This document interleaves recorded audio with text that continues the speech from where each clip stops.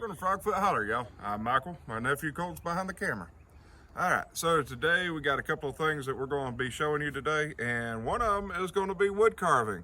Take a look.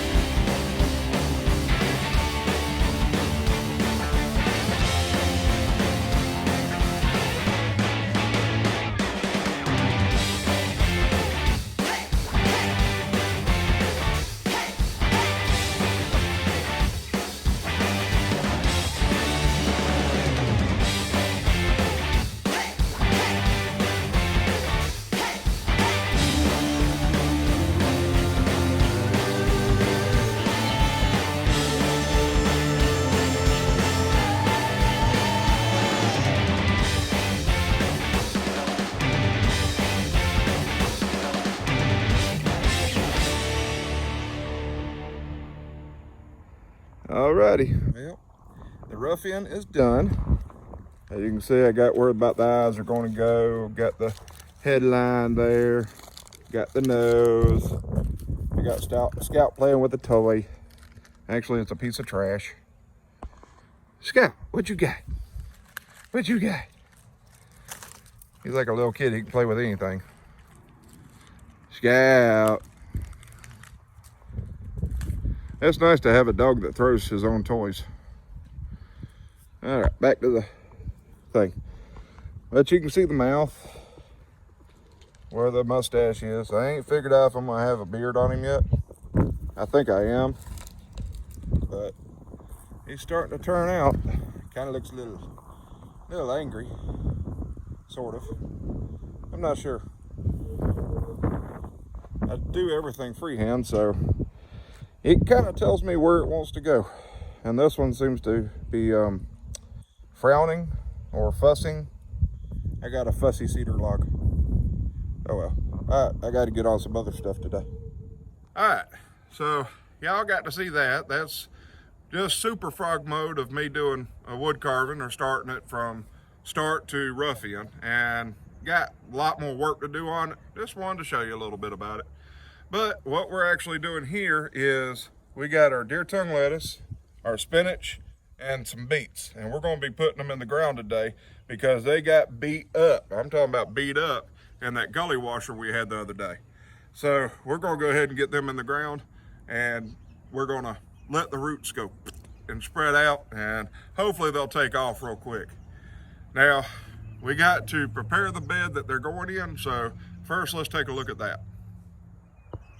All right, so we're at the bed that we're going to be putting the starters in. And as you can see, it needs a little bit of work. So what we're going to do is we're going to take Mr. Smiley here, the sharp point well, it's a round point hoe, but it's got a sharp edge to it. And we're just going to go through and scrape off this grass that's decided it wants to grow, just like this.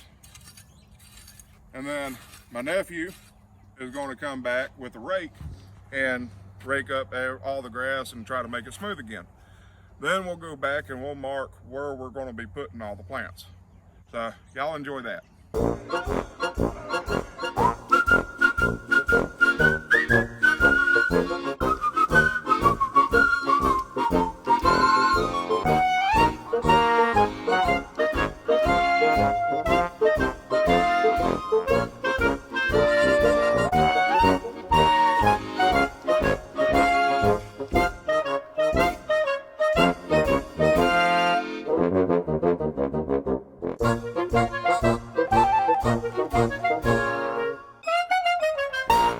So we went through and got up all the roots and all the new grass that was growing, and my nephew went through and cleaned off the bed and made it a lot smoother.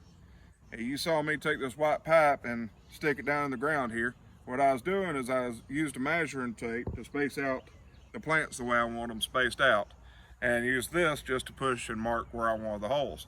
So when we actually get the starters going, we can do it fairly quickly without having to figure out where they need to go.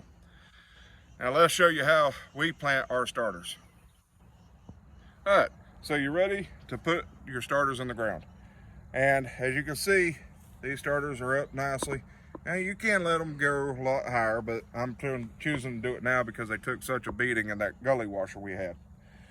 But as you can see, if you just take the leaves and pulling real gently, yeah, let's move to another one. Pull real gently, they'll come up. Now here's the thing. If you reach one that does not want to come up, these Haas tool trays have holes underneath them. And you can take a number 2 pencil or a little stick or something and just push up and out pops the plant. Now me personally, I do it both. I'll give them a little tug first, and if they don't want to come up too easily, I'll go ahead and use a stick and push up. Just better on the plant that way. All right, so let's get to planting. I'm going to do a couple of these in regular video, so that way you can see how we actually plant them. And all I'll do is just take the trowel, and I'll dig me a little space right here, just like that. You can leave the dirt right there, and then take your plant, wiggle it up, and just pop her in. Now these plants right here, you want to bury right there to where the soil ends. You don't want to overbury these. Just like that. And voila, you have planted a plant. Now, we'll do another one here. Let's see. There we go. All right.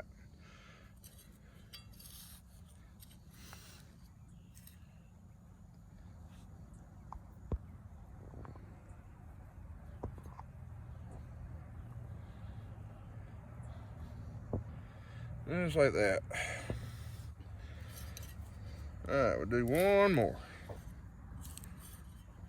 Now remember, you don't want to bury these things too deeply. You just want to bury them up to the dirt line right here. And you see how the Haas tool trays did the roots where they're angled down? That's a really good thing right there. That helps the roots get acclimated to the dirt and get going as quickly as possible. All right, so now that y'all seen that, me and my nephew is going to jump into Super Frog mode. Y'all enjoy.